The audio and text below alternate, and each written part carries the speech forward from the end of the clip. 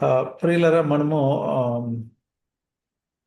సమాధానంగా జీవించటం అనేది దేవుని యొక్క చిత్తమా లేదా? మీ గ్రహింపు ప్రకారం ఎవరైనా ఒకరు ఆన్సర్ చేయండి. దేవుని బిడ్డలు మనం దేవుని అందరం. యొక్క చిత్తం అది.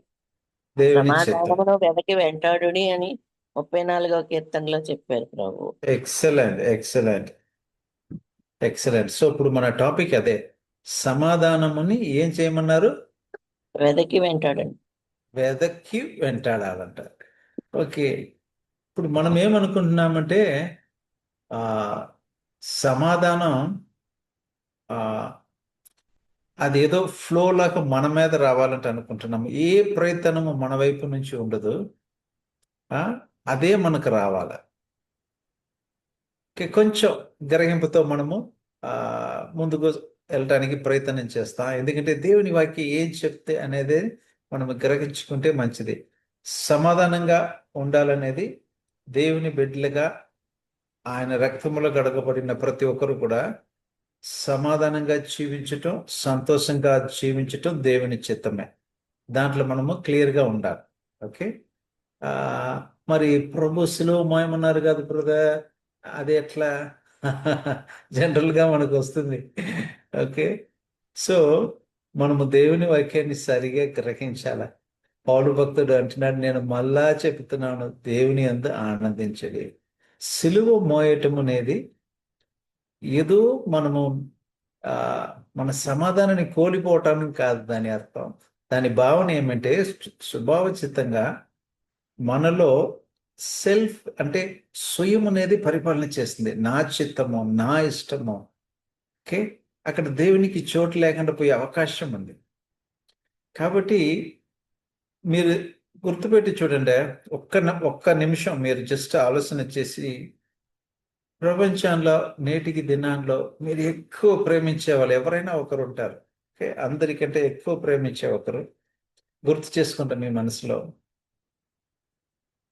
ఓకే. వాళ్ళ కొరకు ఏమైనా చేస్తారు. మరి మన కొరకు జీవాన్ని ఇచ్చిన ప్రభు కొరకు మనం ఎంతగా చేయాలి అంటే, ఆయన ప్రేమనే కనుక పూర్తిగా మనము గ్రహించగలిగితే ఆయనకి ఇష్టమైంది చేయటం తప్పితే ఇంకొక సంతోషం మనకు ఉండదు.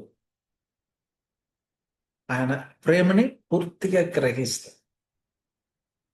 అందుకని బైబిల్లో పదే పదే ఆయన ప్రేమ యొక్క లోతు ఏంటో, వెడల్పు ఎంతో తెలుసుకోమంటుంది. అదే కనుక మనము మన మైండ్ అప్లై చేసి తెలుసుకుంటే కనీసం కొంచెమైనా, అప్పుడు మనకు గొప్పగా మన కొరకు మనం పెద్దగా దీని ఆలోచన చేయము. ఏదైనా సరే ప్రభుని సంతోషపెడితే సరే. నా జీవితం ద్వారా ఇన్ని సంవత్సరాలు బతికేననేది లెక్క కాదు. దేవుడు నన్ను గురించి ఎంత సంతోషిస్తాడు. ఓకే. ఈ టాపిక్ వచ్చేదని ముందు ఒక చెప్పేసి ఇక్కడికి వస్తే కొంచెం క్లారిటీ ఉండొచ్చు అనుకుంటున్నాను. అందుకని జస్ట్ ఇంకో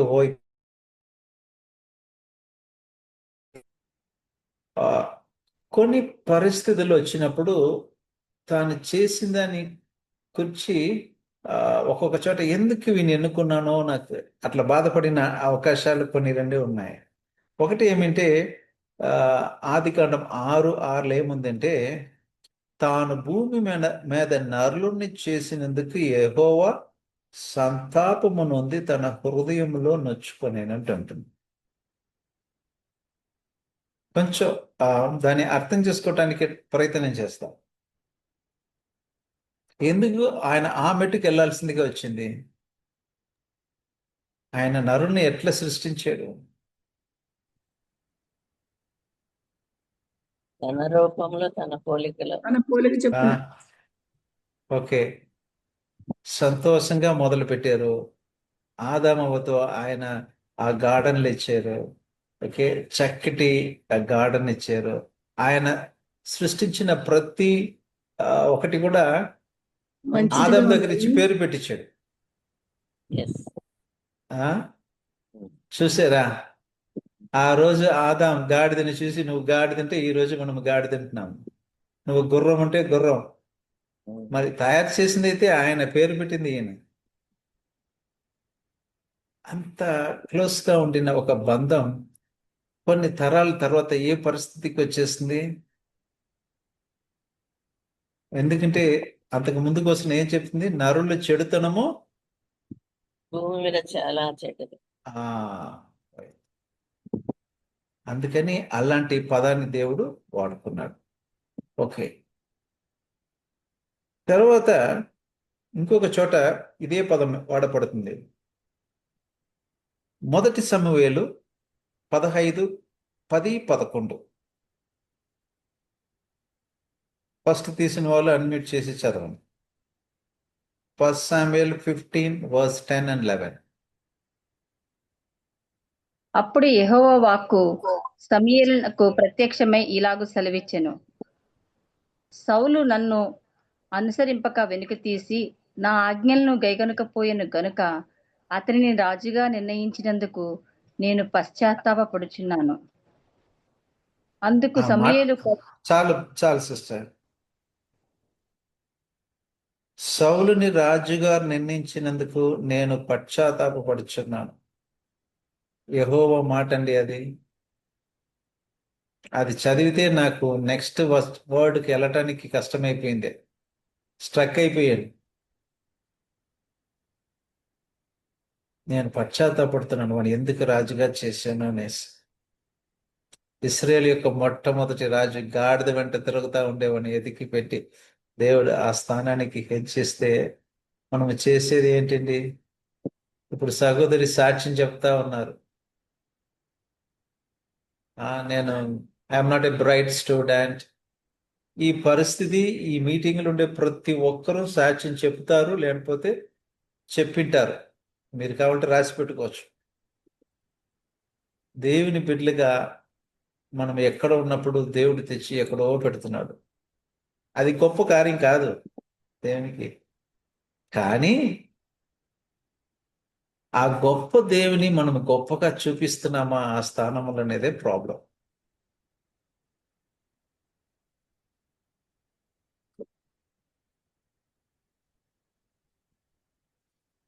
లోహాన్ని సంతోషపెట్టాలా?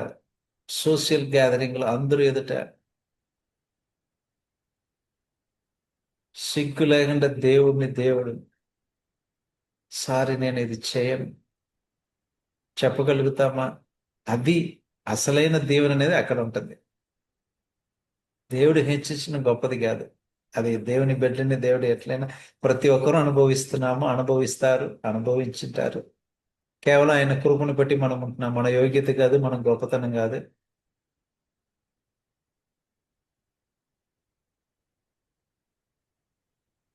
డానియేల్ జీవితం మనం ఇప్పుడు మాట్లాడితే అటెన్షన్ డైవర్ట్ అయిపోతుంది, అది నాకు భయం. డానియేల్ ఒక బానిసగా వెళ్ళాడండి ఆ దేశానికి.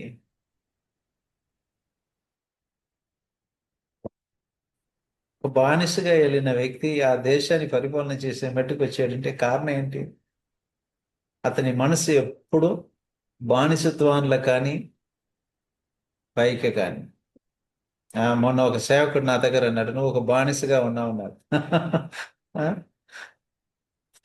ఎందుకంటే నువ్వంతటా అంటే నువ్వు ఇంకా నువ్వంతటా నువ్వేమి ప్రయత్నం చేసి ఆ నువ్వు నువ్వు బాగాటంగా ఏం చేయకుండా ఉంటున్నావు. నువ్వు ఇంకా అంటే ఎట్లా సబ్మిసివ్గా ఉంటున్నావు. సరే, ఒక్కొక్కరి యొక్క ఒపీనియన్ డిఫరెంట్. మనము దేవునికి బానిసలు కాబట్టి అది ఏదో ఈ స్లేవరీ యాక్ట్ ఉంటుంది కదండి, అలాంటిది కాదు. ఇది వాలంటరీగా మనం సబ్మిట్ చేసుకోవాలి. సో మీకు తెలిసి ఉంటుంది ఈ స్టోరీ. అబ్రహాం లింకన్ గారు ఒకసారి స్లేవ్ ట్రేడ్ ఫేర్లు వెళ్తా ఉన్నప్పుడు ఒక అమ్మాయిని అక్కడ అమ్ముతారు. ఇప్పుడు ఆవులు గొర్రెల్ని ఎట్లా అమ్ముతారు మార్కెట్లో, ఆ రోజుల్లో బానిసల్ని అమ్మే ట్రేడ్ ఫేర్ ఉండేది. సో ఒక అమ్మాయిని చూసినప్పుడు అతనికి జాలి కలుగుతుంది. ఆ అమ్మాయిని ఎంత రేట్ అంటే కొనుక్కొని మొత్తం డబ్బులు పెట్టి ఆ అమ్మాయిని కొనుక్కుంటాడు. కొనుక్కున్నప్పుడు దీని ఇంకముట ఈ అమ్మాయి మీకు బానిస అనేసి ఒక సర్టిఫికేట్ ఇస్తారు. అది తీసుకొని ఆ అమ్మాయి చేతిలో పెట్టాడు. అమ్మా, నేను నిన్ను కొన్నాను, నేను నిన్ను విడుదల చేస్తున్నాను, నువ్వు వెళ్ళి నీ ఇంకముట నువ్వు స్వతంత్రాలు, నేను ఎవ్వరూ ఏం అనలేరు, ఎందుకంటే నేను నీకు కొనేసాను. ఎవరైనా వచ్చి నువ్వు బానిసగా ఉంటే చెప్పు, ఆల్రెడీ నా క్రయం చెల్లించేసారు, నేను బానిస కాదు చెప్పే అని పంపిస్తే అమ్మ ఏం చేస్తుంది? ఇప్పుడు మీరు నేను ఆ ప్లేస్లో ఉండింటే ఏం చేసింటమ్మా? థ్యాంక్ యూ సార్, మీ ఫోటోని నేను స్టేటస్ పెట్టుకుంటా, మీ బర్త్డేకి ప్రార్థన చేస్తాం, నేను వెళ్ళి ఓకే నేను వదిలిన జాబ్ని చేయాలో, నా డ్రీమ్ని అది చేయాలో, ఇది చేయాలంటే అనుకోండిచ్చాం. కానీ ఆ యవన బిడ్డ ఏం చేసింది తెలుసా? అయ్యా, నన్ను ఇంతగా ప్రేమించిన వ్యక్తి నేను ఎక్కడికి అనుకుంటాను, నేను నిజముగా నా జీవితకాలం మీకు బానిసగా ఉంటాను అంటే అది బానిస అంటే కాదు, ఆ surrender our life, submit our life to God.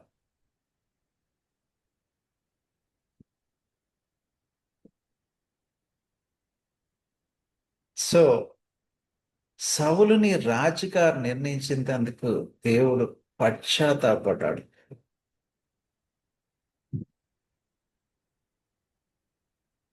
నేను అనుకున్నాను, ఒకవేళ దేవుడే కనుక మనల్ని గురించి, మిమ్మల్ని గురించి, నన్ను గురించి దేవుడు ఏదైనా ఒక మాట చెప్పాలంటే ఏం చెప్తాడు? దేవుడు ఉన్నత స్థానానికి హెచ్చించినప్పుడు సౌలు చేసిన పని ఏమి? ఎందుకు ఇలాంటి పరిస్థితికి వచ్చిందంటే, తన్ను తాను మనసులో ఎదుట ప్రొజెక్ట్ చేసుకోవటానికి చూపుతున్నాడే కానీ దేవుడు ఏం చెప్పాడు? దేవుని హెచ్చించట, దేవుని థాట్ పోతుంది. ఎంత ఉన్నత స్థానానికి దేవుడు హెచ్చించినా మన హృదయంలోనే ఏం పనికిమాని వాళ్ళుగా ఉంటున్నానే, దేవుని నామాన్ని హెచ్చించలేకపోతున్నానే అనే బాధ మనలో ఉండాలి. బతుకుతున్నా పేరు ఉంది కానీ, అందుకని దేవుడు అలాంటి పదం ఉపయోగించవలసిందిగా వచ్చింది. ఇది ఒక రకమైనది. ఇంకొక రకమైనది ఎట్లంటే, మనము పశ్చాత్తాపడినప్పుడు, బాధపడినప్పుడు, యథార్థంగా దేవుని దగ్గర తిరిగినప్పుడు దేవుని హృదయం ఎట్లా కరిగిపోతుంది నేను. అందుకని విరిగి నలిగిన హృదయమును దేవుడు అలక్ష్య పెట్టడం, అది అది another side of God's heart. అంటే దేవుడు ఎలాంటి వాడు అంటే మనకు తెలుసుకోవాలి.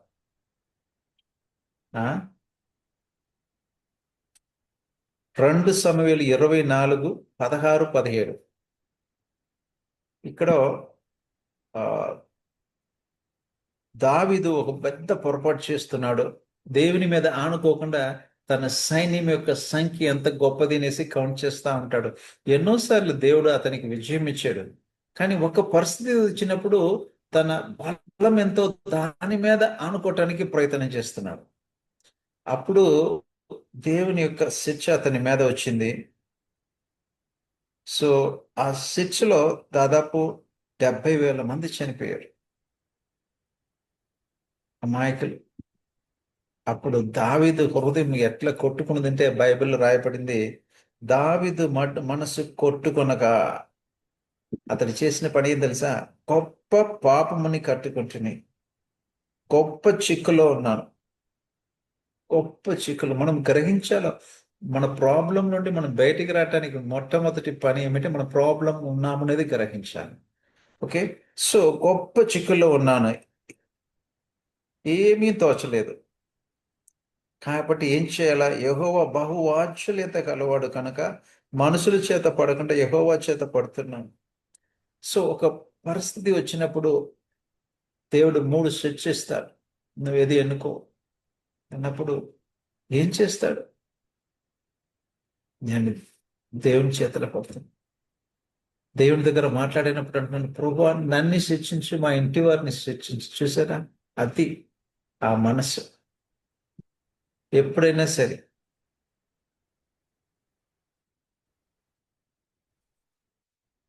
మన పొరపాటుని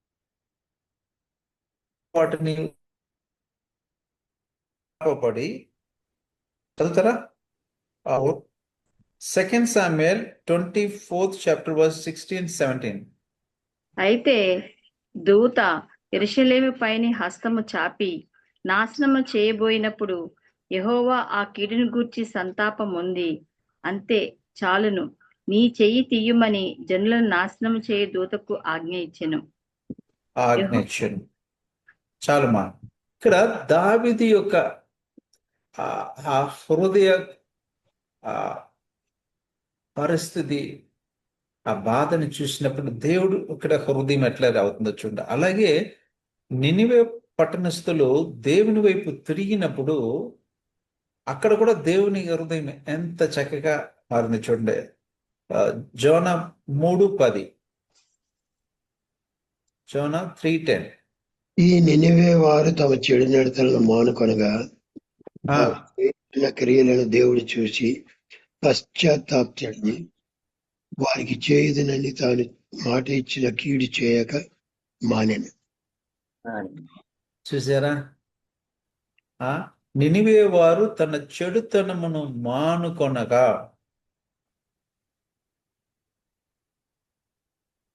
వారు చేయుచున్న క్రియలను దేవుడు చూసి ఏమయ్యాడు?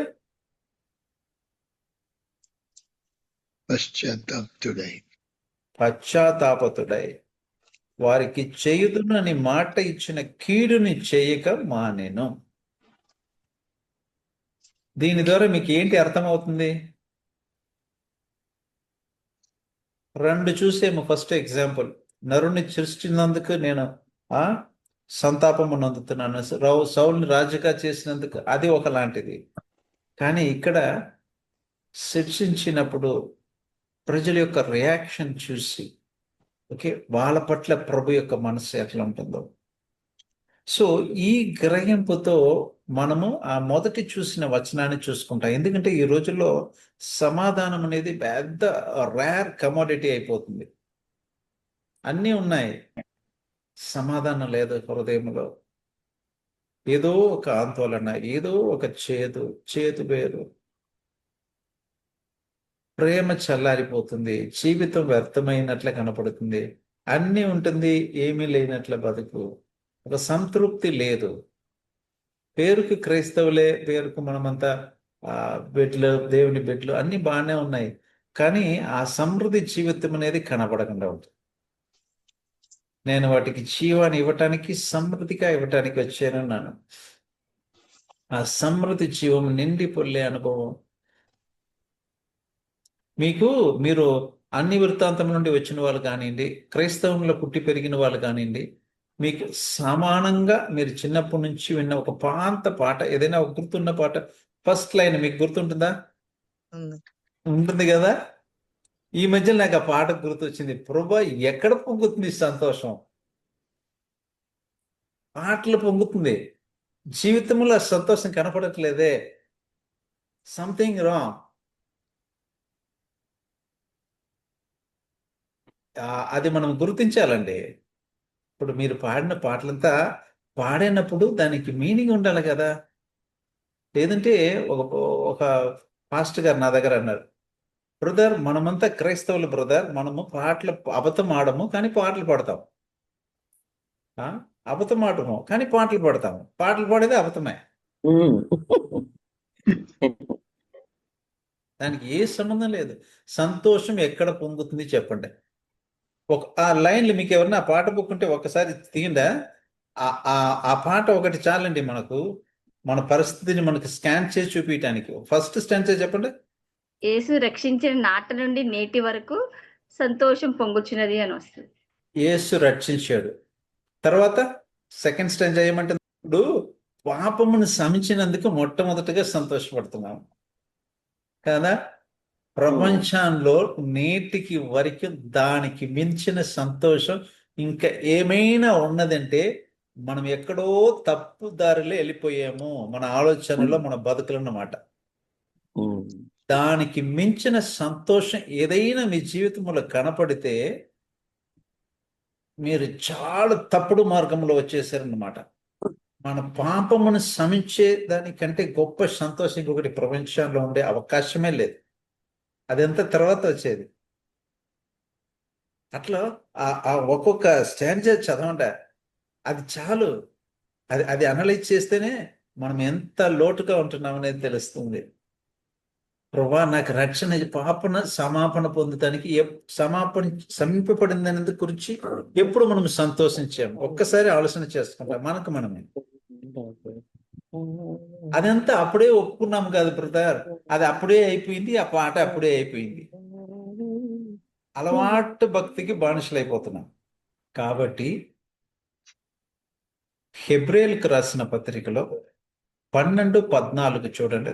త్వరగా ఒక 3-4 రెఫరెన్స్ చెప్పి మనం క్లోజ్ చేసుకుంటాం. నా అందరితో భార్య పదే పదే చెప్పేది నాకు, ఈ ఈ- ఈ ఈ బోధకులు అబద్ధం ఆడకూడదు అంటే ప్రసంగం చేస్తారు, కానీ ప్రసంగం మొత్తం అబద్ధం ఆడుతూనే ఉంటారంటుంది. ఎందుకంటే ఇదిగో 2 నిమిషాల్లో ముగిచేస్తా, ఇదిగో 2 నిమిషాల్లో ముగిచేస్తా అనేసి పొడిగిస్తా ఉంటారు. కాబట్టి నేను అట్లా తలుచుకోవట్లేదు. I will give few references and conclude. Okay. అందరితో సమాధానమును పరిశుద్ధతయు కలిగి ఉండుటకు ప్రయత్నించుడి. ప్రయత్నించుడి. అందరితో చూడండమ్మా, అందరితో. నేను అంత సమాధానాన్ని వెతకాలమ్మా, వెతకాల. ఇప్పుడు క్రైస్తవులు ఎట్లా అయిపోయారంటే సెల్ఫ్ సెంటర్డ్, ఈగో సెంటర్డ్, తగ్గించుకునే స్వభావం లేదు. ఒక్కొక్కసారి తగ్గించుకోవటం, మనకుండే ఆ స్వయాన్ని చంపుకొని ఎదుటి వ్యక్తి దగ్గరికి వెళ్ళి సమాధానంగా మాట్లాడటం, నో ప్రాబ్లం. మనం పిలువబడిందే అందుకే. ప్రభు నన్ను శ్రమించారు కాబట్టి నేను తగ్గించుకొని పోవటం నాకు ఏమి ప్రాబ్లం కాదు. ఎందుకంటే నేను ప్రభుని గుర్తు చేసుకుంటా. ఆ వ్యక్తి అతడు ఎవడు, ఆయన వచ్చి నా దగ్గర సమాధానం పొందాల, నన్ను క్షమాపణ అడగాలి. కానీ మన ఐడెంటిటీ అది. మనం తగ్గించుకోవటం వల్ల ఏమీ తగ్గిపోను. అది మన ఐడెంటిటీ. మనకు లోకస్తులకి ఏ తేడా ఉంటుంది? ఇంకొకసారి చూడండి, సమాధానము, అందరితో సమాధానము పరిశుద్ధము కలిగి ఉండేది. ఇంకొకసారి చదవనము. అందరితో సమాధానమును హెబ్రేయులకు రాసిన పత్రిక 12:14. అందరితో సమాధానమును పరిశుద్ధతయు కలిగి ఉండుటకు ప్రయత్నించుడి. పరిశుద్ధత లేకుండా ఎవడును ప్రభువును చూడడు. సారీ మా, నాకు వినబుద్ధి కావట్లే, ఏదో కొంచెం నెట్వర్క్ ఇష్యూ ఉన్నట్టుంది. ఇంకొకసారి రిపీట్ చేస్తారా? అందరితో సమాధానమును పరిశుద్ధతయు కలిగి హెబ్రేయులకు ఉండుటకు రాసిన ప్రయత్నించుడి. Not able to hear. Is it my problem or? అందరితో సమాధానమును పరిశుద్ధతయు కలిగి ఉండుటకు ప్రయత్నించుడి. పరిశుద్ధత లేకుండా ఎవడును ప్రభువును చూడడు.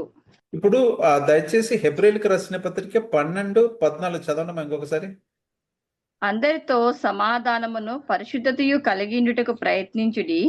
పరిశుద్ధత లేకుండా ఎవడును ప్రభువును చూడడు. 12:14 అండి. అందరితో సమాధానమును పరిశుద్ధతయు కలిగి ఉండుటకు ప్రయత్నించుడి. పరిశుద్ధత ప్రయత్నించుడి. లేకుండా చాలమ్మా. ఇప్పుడు మనం ప్రయత్నం చేస్తున్నామా లేదా? ప్రయత్నం ఎవరు చేయాలా? అందరితో సమాధానము పరిశుద్ధి. దేవుని బిడ్డలుగా ఆ ప్రయత్నం మనం చేస్తున్నామా? తర్వాత పరిశుద్ధత లేకుండా ఎవడును ప్రభువును చూడడు. ఇప్పుడు సిస్టర్ చెప్పారు కదా, కీర్తన 34:14. కీర్తన 34:14లో ఏముంటుంది? సమాధానముని వేదికి. కీర్తన 34:14 సమాధానము వెతికి దాని వెంటాడుము. వెంటాడం. ఎవరు వెతకాల, ఎవరు వెంటాడాలా? కీడు చేయుట మాని మేలు చేయము. అది కాదమ్మా, సమాధానాన్ని ఎవరు వెతకాలి? నేనే సార్, సమాధానాన్ని నేనే ఎవరు వెతకాలి? నేను వెతికి వెంటాడాను. మనము వెతకాలి కదా. దేవుని బిడ్డలుగా మనకు ఆ బాధ్యత ఉంటుంది.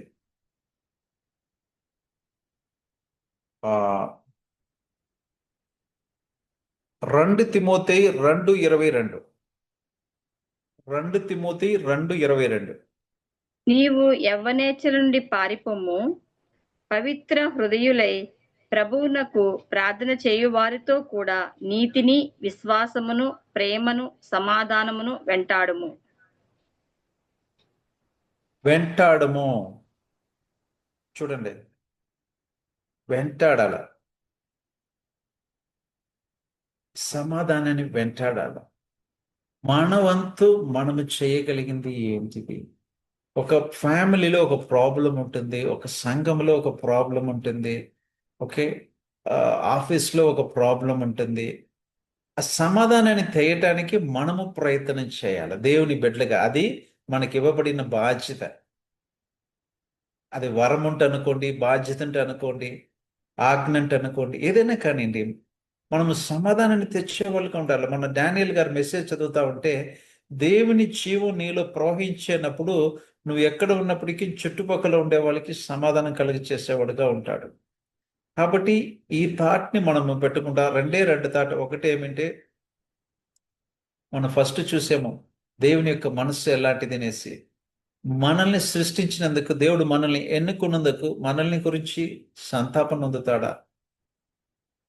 ఎందుకు ఇతను ఎన్నుకున్నాడు? మన పరిస్థితి ఎలా ఉంటుందంటే ఒక్కసారి చూసుకుంటాం. తర్వాత సమాధానంగా మనము జీవించాలంటే దేవుని వాక్యం చెప్తుంది. దాని కొరకు మన రాజుల కొరకు కూడా ప్రార్థన చేయాలంటే చెప్తుంది.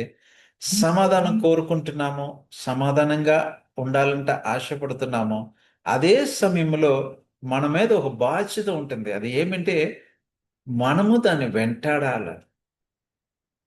ఇతరులతో సమాధానంగా ఉండటానికి ప్రయత్నం చేయాలి మన వైపు నుంచి. ఆ ఆ ఆ కృప దేవుడు మన ఒక్కొక్కరికి దయచేయను కాక. పరిశుద్ధుడైన తండ్రి, ప్రభా, మాకు ఇచ్చిన ఈ సమయాన్ని బట్టి వందనాలు ప్రభా. నిజంగా తండ్రి, మేము పాపములో నిరీక్షణ లేని వారుగా ఉన్నప్పుడు మమ్మల్ని వెతికి వచ్చిన మీ గొప్ప ప్రేమ కొరకు వందనాలు ప్రభా. మమ్మల్ని శ్రమించి మీ బిడ్డలుగా చేసుకున్నారు. మీరే కనుక ప్రభా మా పాపాన్ని క్షమించకుండా ఉంటే ప్రభా పరిస్థితి ఎట్లా ఉండేది ఇప్పటికీ. కానీ దాన్ని మేము ఎంత తేలిగ్గా తీసుకుంటున్నామో ప్రభా, దాని గురించి మేము మిమ్మల్ని స్తుతించవలసిన రీతిగా స్తుతించలేదు, మమ్మల్ని శ్రమించలేదు ప్రభా. ఇంతవరకు తండ్రి మా జీవితంలో మీరు చేసిన మేలు కొరకు వందనాలు. నినివే ప్రజల యొక్క ప్రభా క్రియల్ని చూసి మీరు సంతాపం పొందారు. దావీదు పశ్చాత్తాపడినప్పుడు మీరు బాధపడ్డారు తండ్రి. మేము కూడా అలాంటి విరిగి నలిగిన హృదయం కలిగి సమాధానాన్ని వెదకటానికి, మనుషులతో సమాధాన పడటానికి సహాయం చేయండి ప్రభా. ఆ పాంత వాటిని గుర్తుకు చేసుకొని, పాంత చేదు అనుభవాన్ని మనసులో పెట్టుకొని, చేదుని మనసులో పెంచుకోకుండా ప్రభా మీ ప్రేమను పెంచుకొని ప్రభా మేము దక్కించి తండ్రి మేము జీవించే కృప దయచేయమని వచ్చిన ఒక్కొక్కరిని మీరు పేరు పేరున దర్శించి బలపరచమని వేడుకుంటున్నాను. అంకుల్ ఆంటీని కూడా ప్రభా దీవించండి, మంచి ఆరోగ్యం దయచేయమని యేసు నామములో వేడుకుంటున్నాము తండ్రి. ఆమేన్. మన ప్రభువైన యేసుక్రీస్తు యొక్క కృప, తండ్రిని దేవుని యొక్క ప్రేమ, పరిశుద్ధ ఆత్మ యొక్క అన్యోన్య సహవాసం మనందరికీ ఇప్పుడు ఎల్లప్పుడూ తోడై ఉండును కాక. ఆమేన్.